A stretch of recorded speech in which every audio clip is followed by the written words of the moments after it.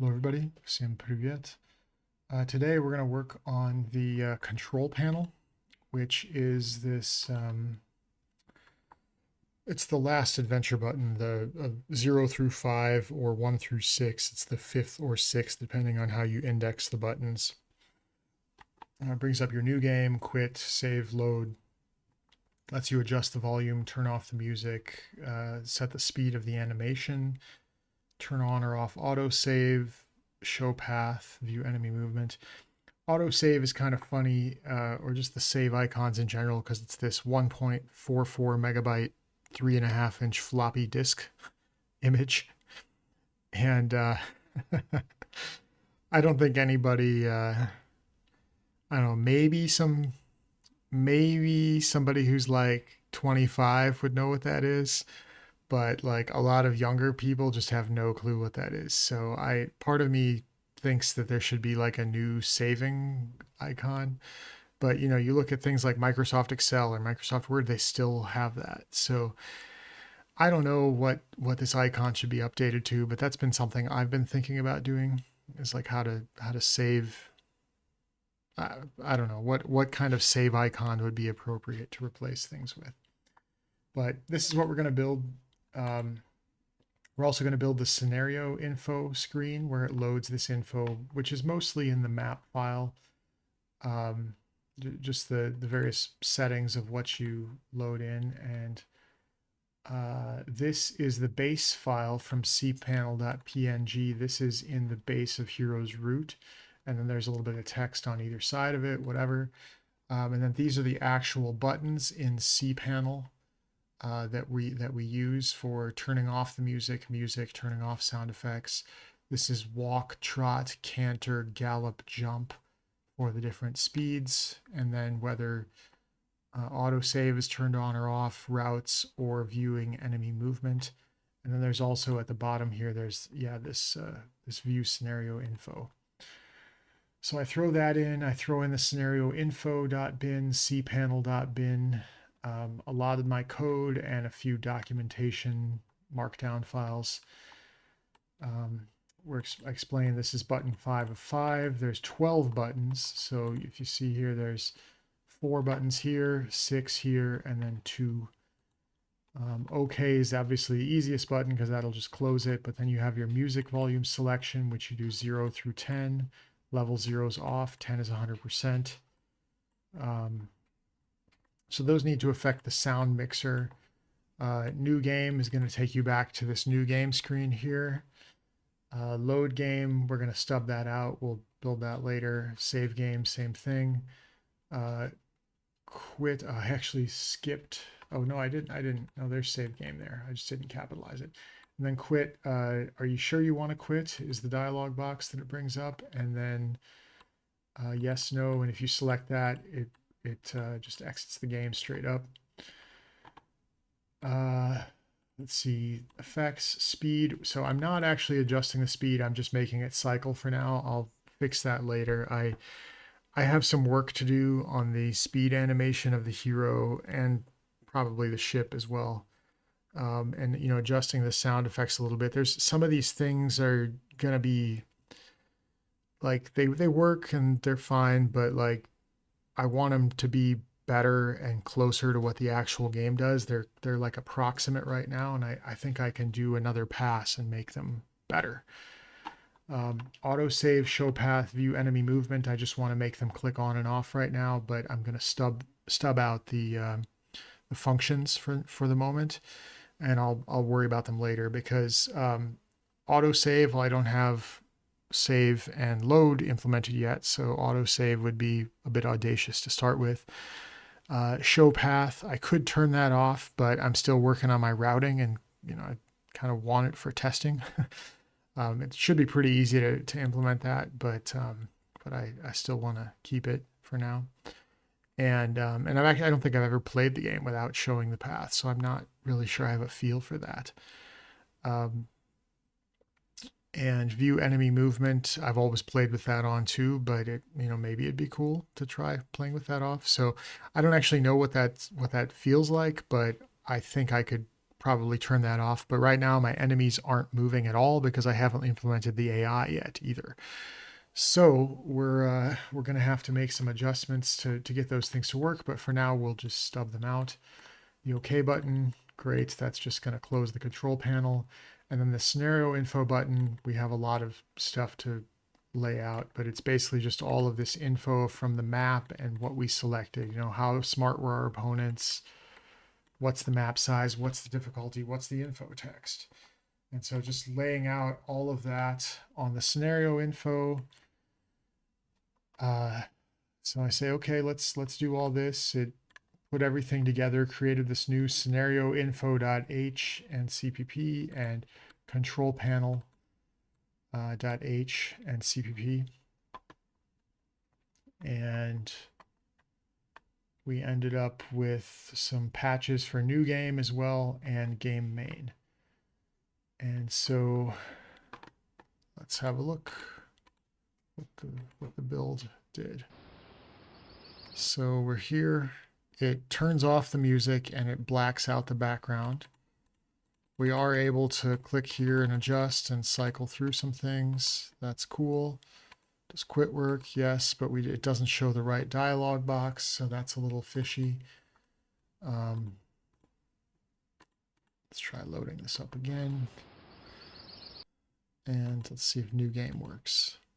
Now it didn't give us a are you sure you want to change the game or whatever, so that may be something we need to add in as well, because I'm pretty sure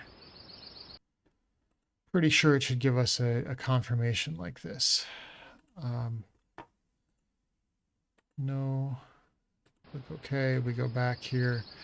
So again, I don't like that it's rendering this in the background, but oh, let's check our info. Did the scenario info display? Yes. I spent a bunch of time fixing the layout of these elements, but other than that, it was pretty much working there. I didn't have to do much layout fix on the other one because I think it got most of this from the binary layout file that I had put on there. I mean, it really just got it, and that was really nice to see. I like it when the AI is able to nearly one-shot things. So anyway, let's see. I updated the layout on scenario info. Don't stop the music and sound effects from rendering the background screens. And when opening the control panel, these other things, the background animation, sound effects should still happen. The window should just render over the regular board with the game map in the background. Music should keep playing, sound effects, but the volume should be adjusted right away. The scenario information should just render over the control panel and also not black out or cause the background to stop rendering. Does that make sense? These windows should each capture all the inputs, so no clicks will register outside the windows, nothing happens behind them. And use the are you sure you want to quit? Use this dialog utils, which is it's going to make the regular standard format of dialog box with the little like lizard and filigree and stone border. You know, it's going to make that regular window instead of this fallback window that you just saw, that darker window. And that's one of my complaints about the AI as I've been building this project is 100% of the time it puts this fallback window. Like the AI firmly believes it was trained very strongly that you should always have a fallback window, to the point where the fallback window sometimes covers the actual window that it's supposed to be falling back for. Actually, frequently it does that. So it's whoever trained the UI that is behind Claude was like really into fallback windows. Too much so. So anyway, we made some improvements, and let's see. This one says control panel volume working is what this says. So let's have a look. Standard game. All right. I don't know if you can hear this, but the volume is up. It's at max. Now it's off. Let's try that with music as well. Music's off. Music's on a very low level.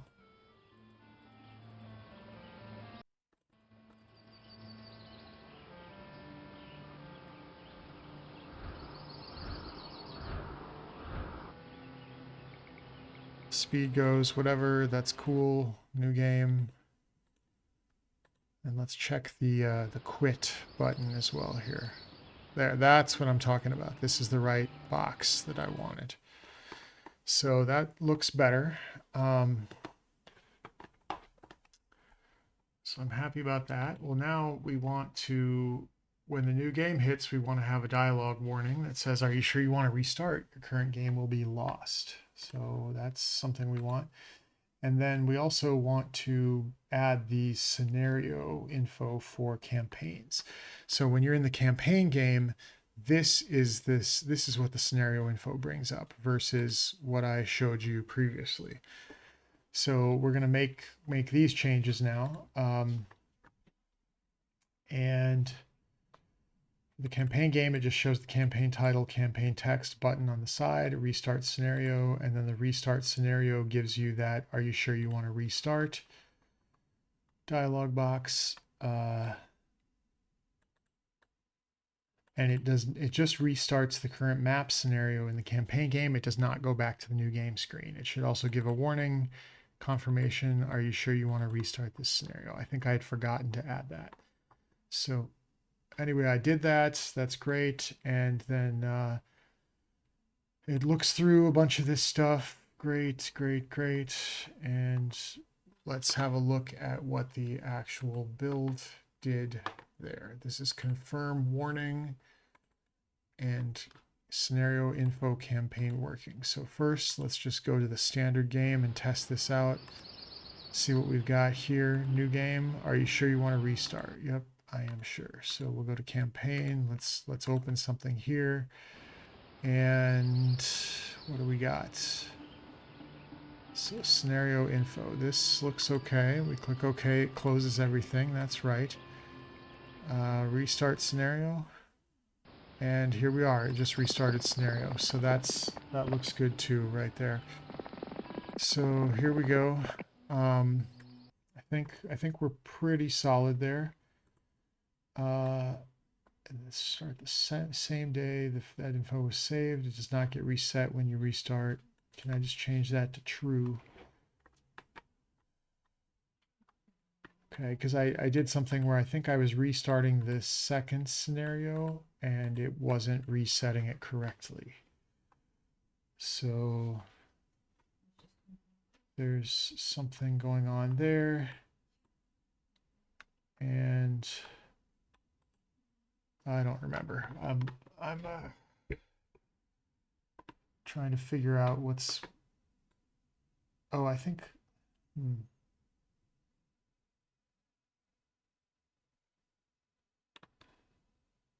Oh yeah, I was doing something with the dialog boxes where I wanted them to be formatted a little better. Is that right? Okay, I don't know. But anyway, so then next thing I go on to do here is work on save and load functionality. So we're going to go all the way back up here. And this is how I've named, that should actually be claw, but it's a typo.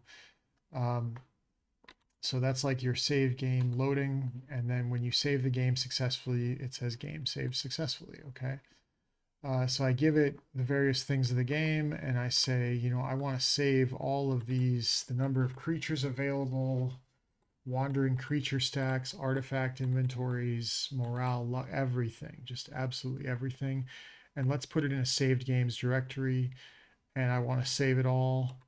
And I'm going to do something a little smarter, quality of life, and give it a year, month, day, hour, minute, and then some opportunity for the user to identify what it is, you know, what game it is. And the day and time will be automatically populated. We use request BMP, which is something we also use for like loading maps, things like that. And then I want to be able to load games, selecting the files that would be loaded from this. And then that should restore absolutely everything. So the file names load into the purple status bar to reflect which saved game was selected, and I throw all of this in. And we do some processing here. And it ends up giving us some kind of file here. Let's see what kind of file we've got. Here are the files you likely need. And we can reuse the dialogs. So it was missing some files as well. It needed the hero pool to know what the hero pool structure was, how to render some things, how to do some of the dialogues, how it was processing some of the images. I just threw in a lot of the files that needed it. Still kept processing. This is a really, really long processing time, used a lot of tokens. And then it needed the puzzle map. It needed to know the state of the ultimate artifact puzzle search and the obelisks, which I totally get. Yes. Let's save the location of the ultimate artifact and the obelisk's visit. It was just like, oh, we can just regenerate that. That's not important. And I was like, no, that's important. You're gonna put that in. And then good call. This closes the puzzle map gap I flagged. Great. So it keeps going, keeps going, keeps going. And then it gave us a huge number of files. See all these files? This is the most files I've ever received. So we've got a save game, save dialogs, the control panel updates, new game updates. Those are both where you load and save game. Well, I guess you load games from new game. You don't save them there, but control panel, you can either load or save. Got the main game. You got a README document about it, and then some. It gave me some patch files for it, just because it's like you may want to look at these changes. And I was like, why is there diff for these where you also presented the files? And it's like, oh, just because you might want to look at it. Like, thanks. So so let's have a look at what this produced. New game. Initially, by the way, it produced a gray bar here in this box, which I was like, what's going on? Standard game, claw, sure, let's go there. And let's pick up some boots. And let's save the game. Hello. Game saved successfully. All right, well, let's go and let's try and load a game. Sure. Load game, standard game, hello. Okay. And we're loaded. We got the boots. Looks like it worked. So that's cool.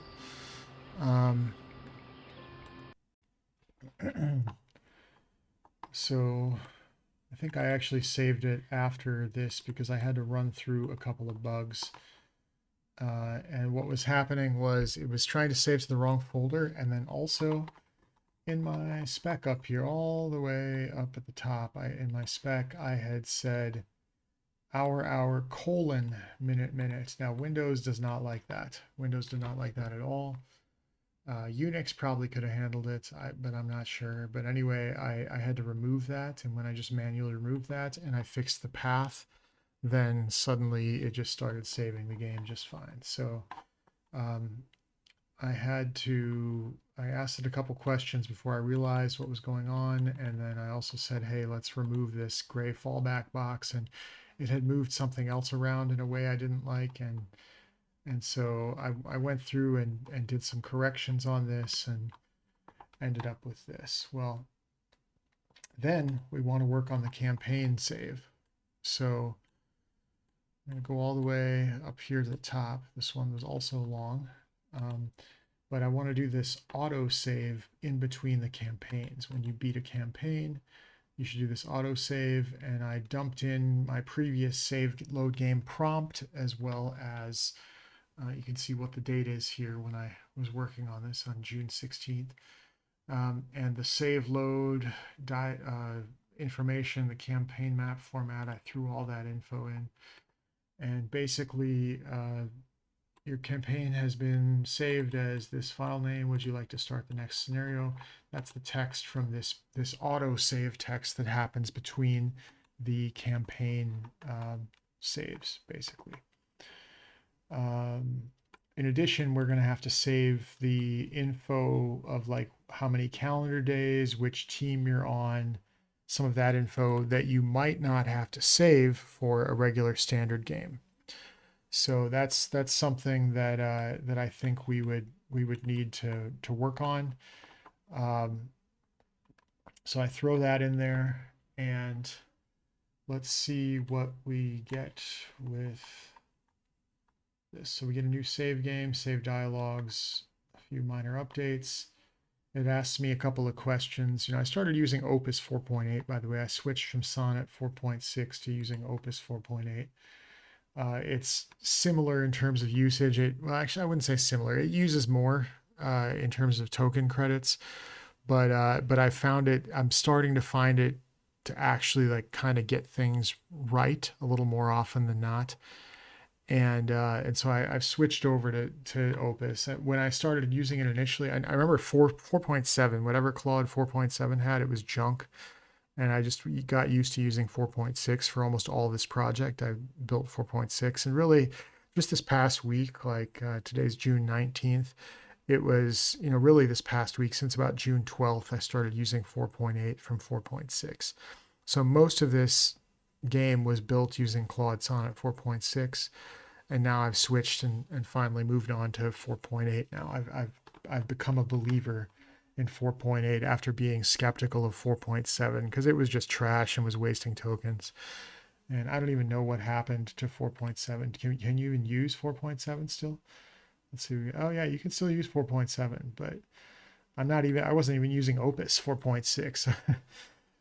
Anyway, so the campaign file's loaded. Yes, start the next scenario, blah, blah, blah. The campaign game status should already be saved by the time this dialog box is written, and if the user selects no, the game should return to the original title screen route. On the between scenario autosave dialog, after no returns to the title screen, should the autosave file still have been written so they can resume later? Yes, always autosave before showing the dialog. So we go through, there's a little bit of ordering as to whether or not it gets that right. It just goes on and on and on, gives me some more updates. But your ordering of the autosave is a little off. Can you display the congrats screen, then display the autosave screen with yes or no? Because what was happening, and I don't know if this will happen in the next build here, but let's go into campaign game. Will be Iron Fist, that's fine. And